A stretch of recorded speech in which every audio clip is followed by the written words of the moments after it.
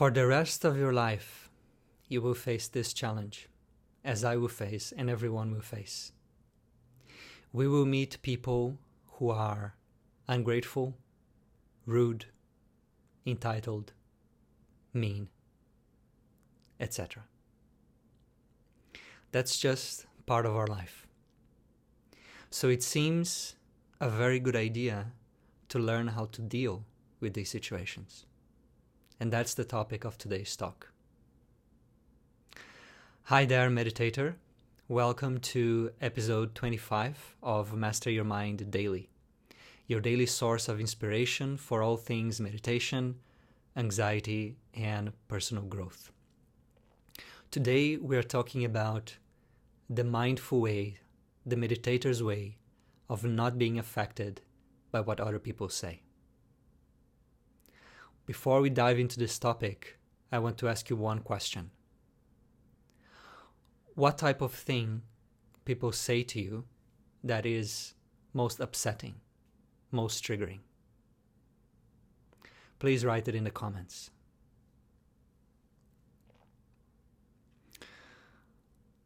So there is a Zen story that I like a lot and illustrates this point. The Zen master and his disciple are going to the market to buy some tofu. And the Zen master goes to the tofu stall and orders, "Give me 2 kilos of your best tofu." And the shop owner that day was not having a good day, and he was really angry and upset. "What do you mean my best tofu? Do you think I have bad tofu?" And blah, blah, blah, blah, blah, blah, blah, blah, blah, blah, blah. And started abusing the master and insulting and being really rude and impolite. Things escalated and he started really saying improper things to the master. But the master was just quiet and said, "Okay, how much do I owe you?" Paid, got the tofu and left. And after a few minutes, then the Zen monk asks his master, "How come you accepted all of that insult, all of that abuse without saying anything? How could you do that?" And then the Zen master said, "If someone brings a present and wants to give you that present, but you don't accept the present, who stays with it?" And he said, "Well, the person who bought the present." And the master said, "That's the same thing with insults. If a person comes to you with anger, with a lot of negativity, and they throw that at you, but you don't take it in, you don't accept it, they continue with that person." Meditation gives us this ability to not take in the negativity around us, the abuse.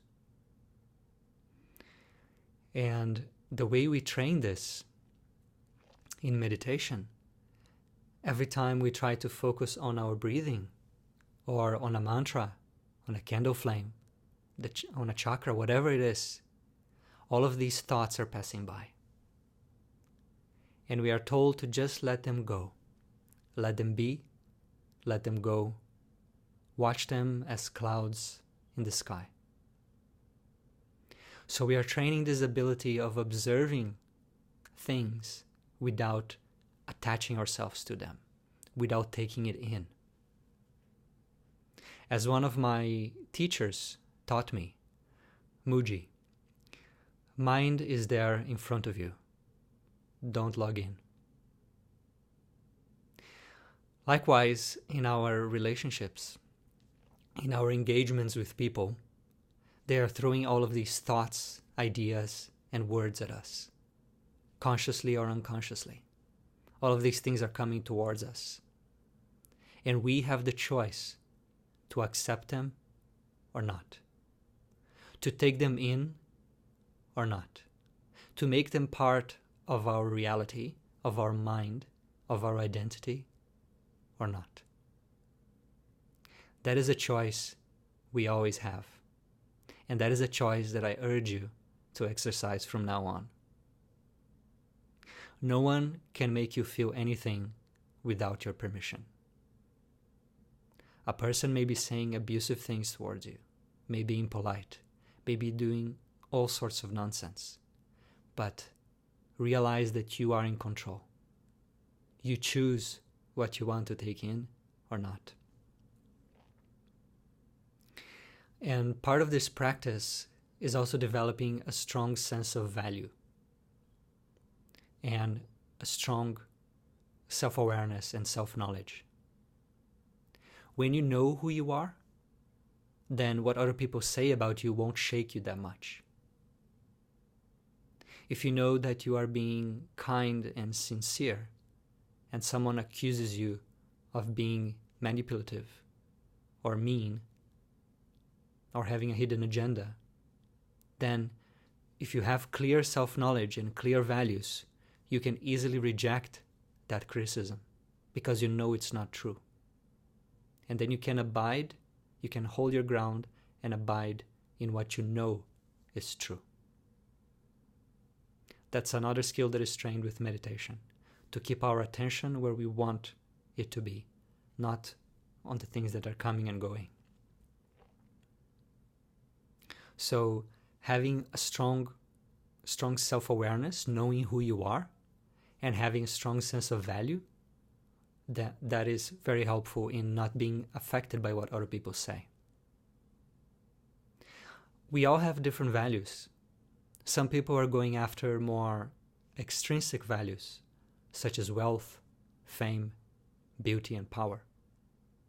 And maybe you are going more towards intrinsic values, such as personal growth, relationships, health, freedom, service. So it's important to have clarity over this difference, because if they criticize you, they're criticizing you from their values. But their values are not your values. So their criticism is worthless. I have been practicing this ability of not being affected by what other people say. And I have to tell you, it's a great sense of freedom. Because otherwise, you are at the mercy of a comment of a stranger, of a passerby, of anyone. People can say something and you'll be affected. It doesn't need to be like that. Through the power of meditation and personal growth, you can develop strong self-awareness, a strong center, and you can be like a pillar. And what other people think and say about you doesn't matter. Now, it's important to balance that with some openness, because otherwise you can never see the truth in what other people are saying. Maybe there's truth in their criticism. So it's important to have some openness for evaluating, like, are they pointing something that is a blind spot for me that I need to reflect on and grow? But that depends on on what they're saying, on the person, on the intention, etc. So it's a challenge, but we need to balance these two things. The ability to have this thick skin and not be affected by what other people say, and also the ability to have that openness and hear, think, ponder, and see if there's something that we need to focus on.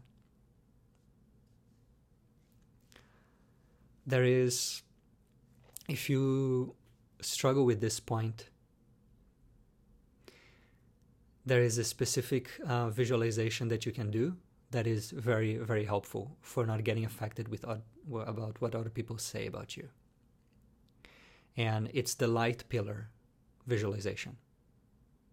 So in the morning, before going out to work or whatever, before meeting people, you can do this as a meditation practice, or you can do this at the end of your meditation practice. Imagine you close your eyes and visualize that there is a pillar of light around you, like a shield. And try to visualize that as strongly as you can. And make that a lived experience. I really feel that there is this shield of light all around your body. You can spend a couple of minutes in that visualization, and the light can be any color, but the recommended is either white or golden light. And then when you have that visualization very clear, that you can see your body with your eyes closed and you can see this shield of light that you have created through your thought, through your imagination. Now, imagine that all sorts of negative things are coming towards you, hitting this shield and bouncing off. It can be the evil eye of other people. It can be negativity. It can be complaints. It can be criticism. It can be words of discouragement, abuse, bad luck, like whatever you want. Imagine that all of this is coming towards you, hitting the shield and going away. So, and you do this for, let's say, 5 minutes. As you do this every day and you become better at this skill, you will have a sense of peace of mind, of confidence, of groundedness. There will be some fearlessness because you have this lived experience that you have created through the power of your mind, of your imagination, of your will. You will have created this shield that pushes things away. And then when you are in the middle of a conversation or when you are in a situation where the other person can be abusive towards you, you can imagine that that shield of light is there, that they're throwing all of that abuse, all of those rude words, whatever it is, and you're not taking it in. Just like the story that I told in the beginning of this video of the Zen master and the shopkeeper. If someone insults you and you don't take it in, it doesn't matter. It's just like you want to give a present, the other person doesn't want to accept, the present remains with you. So don't take those presents unless you really want to.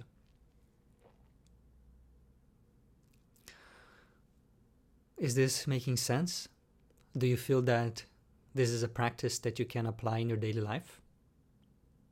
Please let me know by sharing in the comments. And also, which of these two approaches do you think is more helpful for you? The visualization of the light shield or the idea of not taking in whatever people give?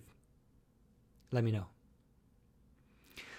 So, as a summary, for the rest of our lives, we will meet people who are impolite, rude, abusive, entitled, ungrateful, etc.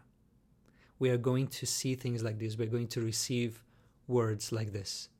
So developing the ability to not take these things in is very important, and it will contribute to our mental health. So how does meditation help you with that? Just like in meditation, you're focusing your attention on one thing, and you're observing all the other thoughts pass, and you're not taking them in. Just like a person when he wants to give you a gift, and if you don't accept that gift remains with that person. Likewise, you're able to not accept the gifts that other people give you if you don't want to, and you just observe that and don't let it in. And if you want a more powerful or a different approach, you can visualize a shield of light around you, and that all of these things are coming out and bouncing. And that will give you that mental state, that confidence that I don't need to take in all this negativity that I don't want to take in. I hope you have found this helpful. There is a comment from Pranav. The idea of not taking in. Doesn't seem like the visualization can be applied repeatedly over and over. It will be tiresome. Yeah. So these are different approaches, and different people will connect more with one or another. The visualization is something that you would need to make it part of your day. Right? You would do it every day in the morning, and then as you keep this as a daily practice, after some weeks, some months, you become really good at it. So like in 3 seconds, you can bring it up during the day. Until then, it will require some effort. So that's why I like to share different approaches, so each one of you can choose the one that works best. And for the visualization approach, some people have better imagination than others, and better concentration than others, better visualization than others. So it depends on where are your natural skills. Now, this this was video 25 of a series of 100 videos that I am doing daily on the topics of meditation, overcoming anxiety, and personal growth. If you want to receive the other ones in your feed, then make sure you like and follow the Facebook page of Live in There, or subscribe on YouTube, wherever you're watching this, and also like this video. That will make it more likely that the algorithms will show you the video whenever I am live. And if you know of anyone who can benefit from this message, who is struggling with this particular challenge, then share this video and it will be good for them. And finally, if you want to receive other messages of wisdom like this, maybe in your email, then you can subscribe to the Practical Wisdom newsletter. It will be messages just like this, but much shorter and in a written format. I'll leave the link in the comments for those who are interested. I hope you have found this helpful. Happy growing.